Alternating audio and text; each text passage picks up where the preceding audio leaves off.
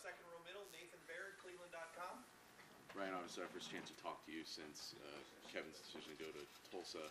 So most directly, how does that affect the staff preparation for the bowl? And then what are you thinking as the next step for you as far as replacing that position? Yeah, so we'll kind of cross that bridge after the season. We're going to just focus on right now.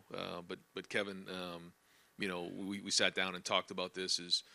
We knew it was a possibility. Is that he's going to continue to coach throughout the bowl game.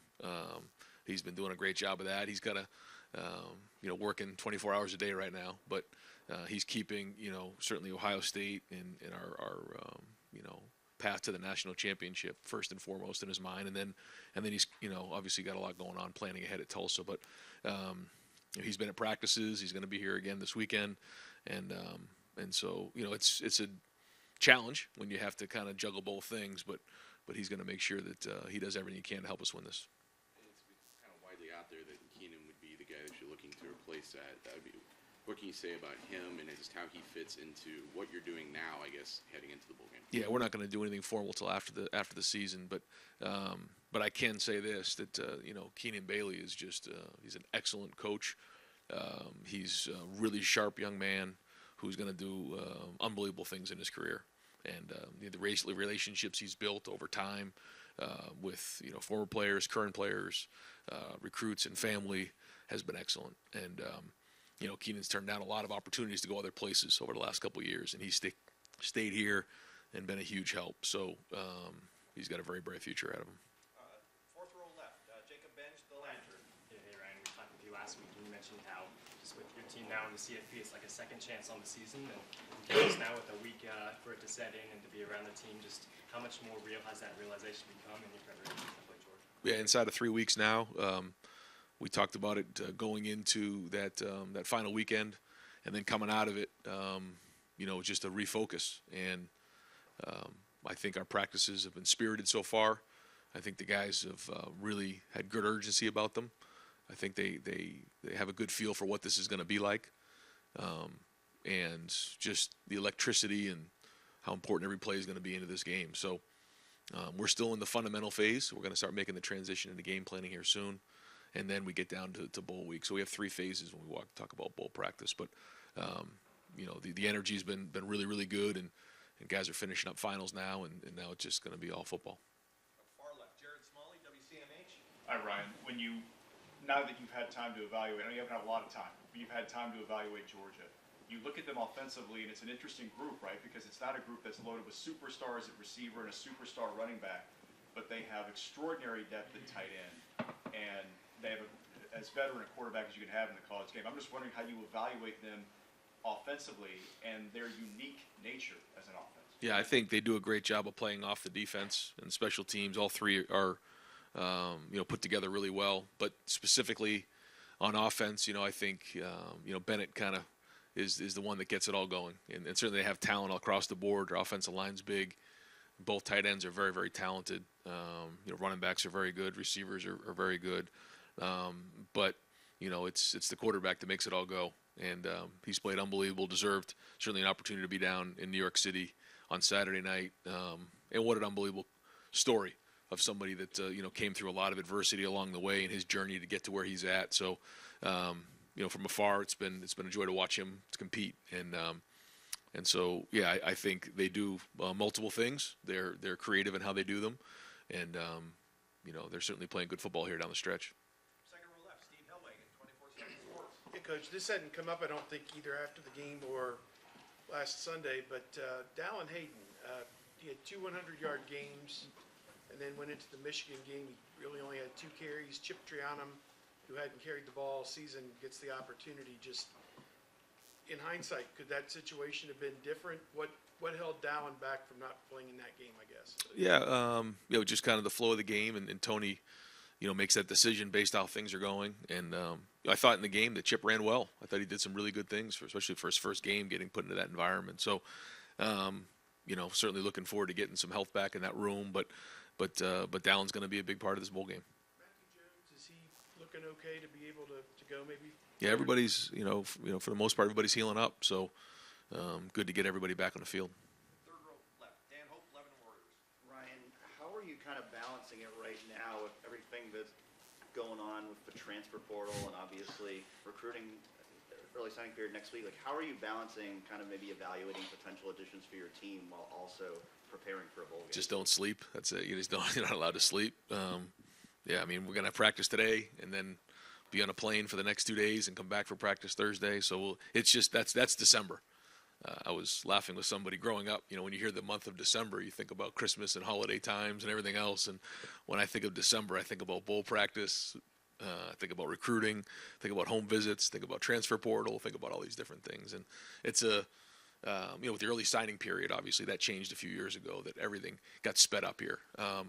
But that's December in big time football, and our guys are working really, really hard, and don't get a chance to see your family very much this time of year. But that's part of it. And that's what you want to be. You want to be in the CFP this time of year. You want to be involved with great recruits. You want to have all this stuff going on, and that's exciting. So it's energizing because obviously you're relevant this time of year, and you're involved in some great recruits, and you're swinging as hard as you can. So this is exactly the way you want it, even though sometimes you wake up with not a lot of sleep. Look at the roster construction for next year. What maybe do you look at as what you guys might need to do in the transfer portal? We look at everything, and it's constantly changing, trying to do the best we can. Certainly for us, I think we've done a really good job of identifying the right fit here. It's very difficult to just walk into Ohio State and our culture and just walk onto the field, because there's a lot of pride here, and guys have to earn their right to get on the field. So, certainly if there's something that we can do in terms of upgrade in a certain position, we'll always do that. That's our job. But we'll also take into consideration the right culture fit, the right fit for them, the expectation. If somebody comes into the program, they're going to have to earn their right to get on the field. We're not just going to guarantee when you come here, you're going to do this, you're going to get this many touches, or you're going to start the minute you walk into that locker room. I don't know how folks do that and then look at the players currently on their roster and say, I just guaranteed someone to come in and be a starter. And so we take all those things into consideration. But as you know, we have added guys, and I think we've done a really good job of being thoughtful in those areas. But, certainly the transfer portal has gotten bigger and bigger and bigger. And it's become like free agency, so it's something that we're going to be a part of. Front row, Bill Rabinowitz, Columbus Dispatch. Ryan, how has NIL, which now people have gotten used to and are exploiting it, Yep. How has that changed recruiting, especially as we get down to the stretch? And Gene has talked about how it's the wild, wild west. And, I mean, how different is it, and how scary is it? You think you have commitments and maybe you don't? It's become, I think it was never part of the conversation. Then it became part of the conversation, and it's trending towards being the conversation for a lot of folks. So, as time has gone on, it's become more and more of a priority for folks, and so, navigating those times and adapting is important. You guys put out a statement last week encouraging people to donate. How much of an issue is it for you guys right now? Well, it's certainly a priority for us to make sure we have everything we need to support our players, and that's kind of where I'll leave it right there. And we have some folks that are really helping and doing everything they can, and that's great. And so we're going to need as much help as we can moving forward. But the great news is we have great fans who want to support it, and we're going to make sure we do everything we can to make sure our guys get what's fair. Right next door, Dave Biddle, 24/7 Sports. Yeah, speaking of one extra thing you have to deal with, I was also going to ask about NIL. How frustrated are you, and what would you like to say to maybe to the fans and businesses and just boosters, and just how frustrated are you compared to maybe some of the other schools out there and what they're doing? Well, I just we're going to need all the help we can get, but that's kind of the way it is across the country right now. And the great news is we're positioned really, really well in Columbus and with our fan base to do just that. And our team has done very, very well here on campus and over the last year. They've done great. So we're going to keep building towards that and just make sure that everyone knows that this is real. We're here, and yeah, certainly going to need their support. Football question: what's the mental state of the team right now? Do you feel like we got our second chance and everybody's mentally locked in? I think the biggest thing I notice is that this time of year, usually you're taking a big exhale and you're kind of catching your breath for finals. I just feel a bit of urgency when we walk on the field. I just feel a little bit of a different look in their eye. Like when we're on the field, we're out there to work.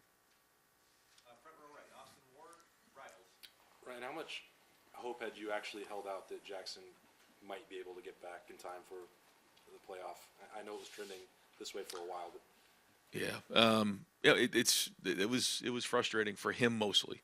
I mean, nobody was more frustrated than Jackson. Nobody wanted to play more than Jackson. I know that. But yeah, it was tough this year not having him.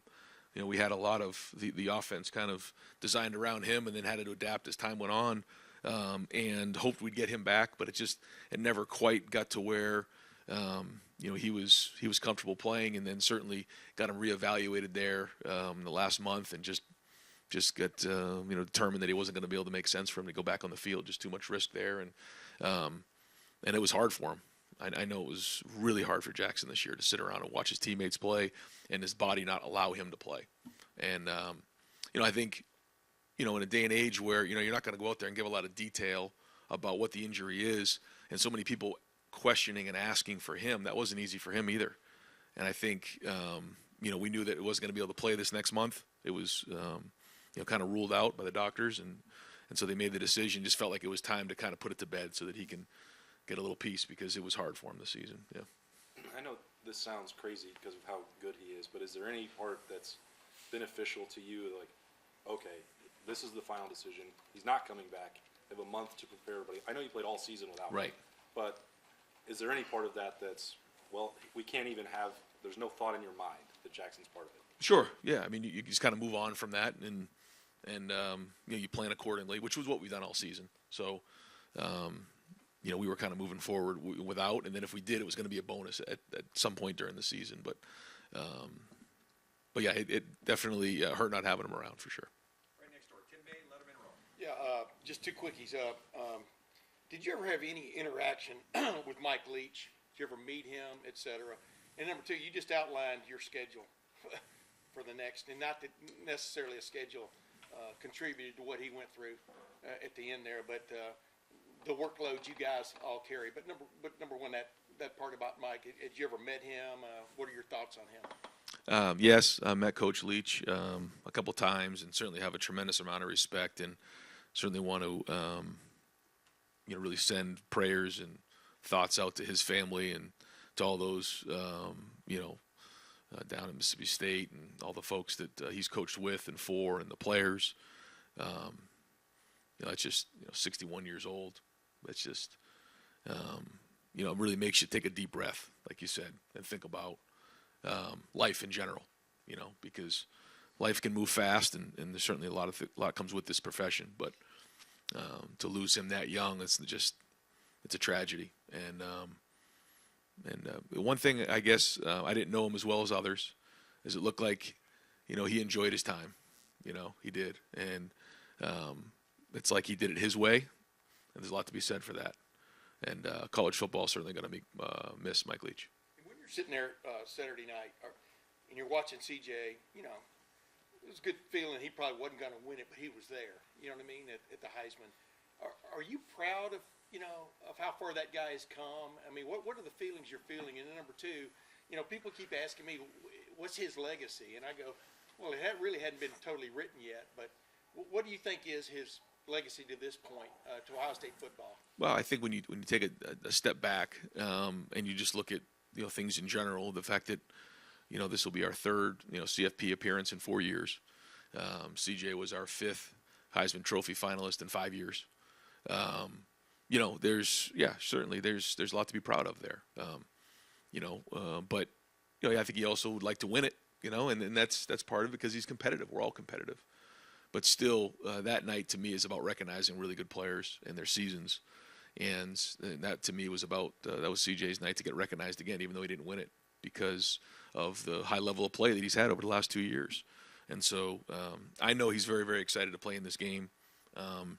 He's given a lot to Ohio State, and certainly that was a great opportunity for him to be with his family and get recognized for that. But he's going to work really hard over the next 2.5 weeks to play his best football here, in the CFP. Right behind him, Doug Lamere's, Cleveland.com. Just to double check, are you anticipating that Travion Henderson will practice and prepare for the Peach Bowl?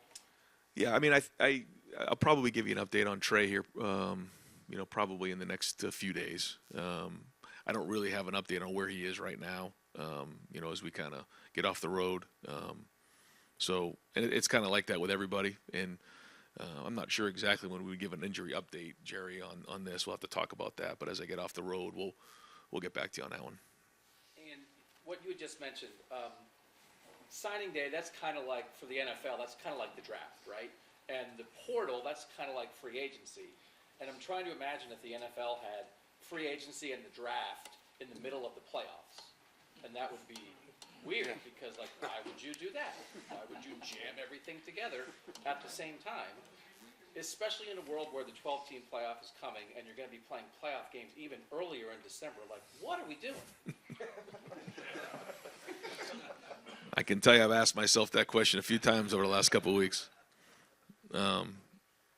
Yeah, there's a lot going on. I think what happens is because there's so much change that when decisions are made to make change, we don't always know what the ramifications are in 2 or 3 years out. And the early signing period certainly made a lot of sense for a lot of folks. It certainly saves a lot of energy and time in January, but it makes for a hectic December. Then with the portal opening up, it certainly made it even more hectic. So, as time changes and things change and we try to adapt the best we can, sometimes we don't always know what the ramifications are of decisions until we get a couple years out. And all these happening at once has certainly made December crazy. Just in general, do you think it would be beneficial for college football for the teams that are still trying to finish a season to be able to focus on that season and then deal with the next season roster management when the first season is done? Ideally, yes. I just don't know, again, what that all means. If you make that shift, how does that change, other things? But, yes, in a perfect world, you'd like to be with your team this time of year for sure. But that's not the way it is, and so those are the rules, and we'll just make it work. Right behind him, Cameron Teague Robinson, The Athletic. Ryan, you guys have played a good crop of tight ends at times this year. Yep. Georgia's tight ends are probably the best you guys will play. What about them stands out that makes them so special?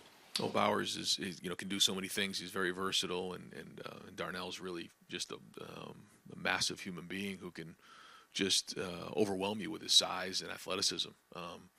So I think the first thing is their versatility. Second is their physicality, and anytime you can do multiple things as a receiver, running back, or as a tight end, then you can create mismatches, and I think they both do that. Second row right, Bill Landis, Rivals. Right, I want to follow up on Dallin, because when we asked you about him, you talked a lot about ball security. Is that something that is an issue in practice when we don't get to see it? Because it hasn't really come up in games, so I'm just kind of wondering how that might impact things. It just seems odd that he had played so well and then wasn't part of the plan on a day where you were missing one of your top guys and the other guy couldn't finish the game. Yeah, no, the ball security is just something we talk about all the time as running backs. It's just the number one thing is when you hand the ball off, they got to do a great job with that. So no, that didn't play into the decision at all. How, I guess, he's a young guy who had played well the previous 2 weeks. How did he take probably not being as part of the plan as I'm sure maybe he thought he would be, given what your running back situation was going into that game? Yeah, it just kind of the way the game went. It just got a little, down the stretch, a little more protection, and so let Tony handle that part of it. But Dallin wants to play, and he's going to continue to play. Right behind him, Tony German, Buckeye Huddle. Ryan, we've heard rumors around the country of this recruit getting this much, that recruit getting that much. You were just talking about how it's become the conversation. What does the NCAA do? Like, where is the NCAA in all of this? Well, that's a deep question that I'm not going to jump into right now. But I will say there are times where you ask that question, what are we doing? Yeah. I'll just leave it at that right now. Got time for just a few more, folks. Front row, Joey Kaufman, Columbus Dispatch. Ryan, with this game and the location of the game, it's not a typical neutral site game because it's an hour and a half from Georgia's campus. What are you expecting as far as the crowd and contingencies, as far as maybe having the silent counts, things like that? Just how do you see that being a factor in the game? Well, just it's going to be an electric atmosphere, and we'll be ready for anything. And that it's a great venue for a game, and certainly I know it's going to be loud there. So I know Ohio State's going to travel very, very well, but we'll also be ready for for a loud environment and just make sure we have all the tools ready if we need them. Second row left, Stephen Means, Cleveland.com. No, there's no way. This doesn't come off accusatory, so I just have to go for it. Whether it was Jackson, how he came back, immediately got hurt, and he's right back out, and you're kind of waiting on that. And Travion and Mayan, it felt like every other week it was kind of musical chairs of which one was available. And even Travion came out and kind of revealed a little bit what his injury was. Has there been any discussion on, injuries happen, but in evaluating how they were handled in terms of whether players should be able to be available for games or not on a week-by-week basis when it feels like a guy like Trey who was playing 1 week and then a week later he's back in the boot and vice versa. Yeah, I mean that's why we have our professionals and that's why we have doctors and it's above my pay grade. So I kind of stay out of those conversations and I mean, and there's different things that in the game of football you can be hurt and bruised and bumped and you work through it. There's other just injuries that you physically can't work through, and so that's part of football, and that's the frustrating part of football. But I certainly let all those decisions go to the doctors, and I stick to coaching football. Fourth row middle, Andy Anders, Buckeye Sports Bulletin. Yes, Georgia has one of the best defenders in the country, defensive tackle Jalen Carter. As a play caller, when you're scheming this up, obviously without giving too much of the game plan away, how do you to what extent does it impact your play calling to face a defensive tackle with that sort of presence? Well, he's very explosive, very disruptive. He's in the backfield a lot, so you got to know exactly where he is all the time. Plays really, really hard, plays with good leverage. Like you said, one of the best tackles in the country, one of the best football players in the country. And you can see it. He's very, very productive. So it'll be a big challenge for our guys up front, and we'll have to know exactly where he is. And final two questions, or final three questions. Spencer, you got one? Spencer Holbrook, Letterman Row. Yeah, Ryan, kind of going off of that. When you're trying to get Matthew Jones healthy and you've got experience with Luke, your tackles are as solid as anybody in the country, but how important is it going to be for you guys to make sure that guard center guard is as on their A game as possible in this game against the front like Georgia? Yeah, I mean, certainly you have to drill it, you have to work it all month, you have to talk about it, you have to give them a plan, and that'll be a big part of the game for sure. Is winning the game up front like it always is, but certainly in the interior it's going to be even more amplified. And Clay Hall, WSYX. Coach, you said a few months ago, let's cut to the chase here on NIL. It would take $13 million to maintain the roster. Where is the Ohio State kitty right now? How far, how close to that figure? Right, and I think that's the thing that we're working towards, but it's here. It's not, and like you said about the NCAA right now, it's not going anywhere. So, embracing it, moving forward, and having all those things working towards exactly that is where we all have to be and where we're going. And so, I don't know exactly where we're at with all that right now, but that's the goal. I mean, that has to be it. And, we're all in. And, again, we got to do everything we can to fight for our players to make sure they have what they need. And we got to be on the forefront of that. So that's important. And, our players need to know that we're fighting for them. We are. And the same thing with recruits. Ryan, with all of these fundamental changes happening around the game and priorities changing for recruits and their families and the transfer portal and all the tampering and everything else that's going on, at what point do you have to consider if you need to make fundamental wholesale changes to your approach, whether in the transfer portal or on the recruiting trail? How tough is it to sort of balance what you think is right versus what you see happening? I think you figure out, okay, first off, is it an upgrade, on the field? And then there's the culture part of it. And so you just, you kind of look at your roster and figure out what needs to be done. If you feel like you're healthy in one spot, whether with talent, with culture, then, you don't need to make a change just to make a change. But if there's a hole in a certain area, you got to get it fixed. And how do you do that? Do you get it fixed through high school recruits or you get it fixed through the portal? And so those are really the two things you try to identify. Do you have enough talent there physically, and then where's the culture and where's the fit? Because somebody who fits at Ohio State maybe doesn't fit it somewhere else, and vice versa. I think it's very, very important to understand, what it means to be a Buckeye, and then just the culture of the team. Understanding what's important here and how we do things. So I think you look at those two things, and if it needs to change, then you change it. You know, constantly identifying it and trying to get it better.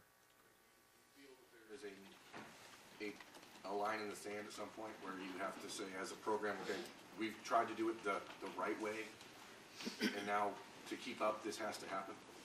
In terms of what? Like just changing the overall philosophy as far as the transfer portal. You've been very, very reluctant to dive into it unless it was a clear upgrade.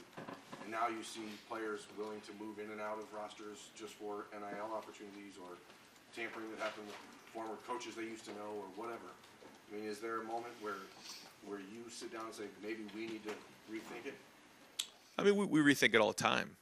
You know, if we had, 10 to 12 to 15 guys entering the portal and we had to replace those guys, then certainly we would consider that. But, when we're signing 20 high school players every year and we don't have a lot of guys leaving the program, there's not a lot of room for that. But we're certainly looking at everybody and, having guys on visits and things like that. So we're always looking at it to see if it makes sense. But to say, we're just going to go recruit 15 transfer guys and bring them in just to say we're bringing in 15 transfer guys, no, we're not going to do that. But every year, maybe you take one, maybe you take 5, maybe you take 10. I don't know. We'll have to continually figure that out on a year-to-year basis. But to sit here and say, I just think we're going to go out and start recruiting a bunch of guys in the portal, philosophically, it'd have to make sense for the roster, which I'm not against. It's just, only if we think it's an upgrade and the right fit. Coach, thank you Yep. very much. Thanks, guys. Yep.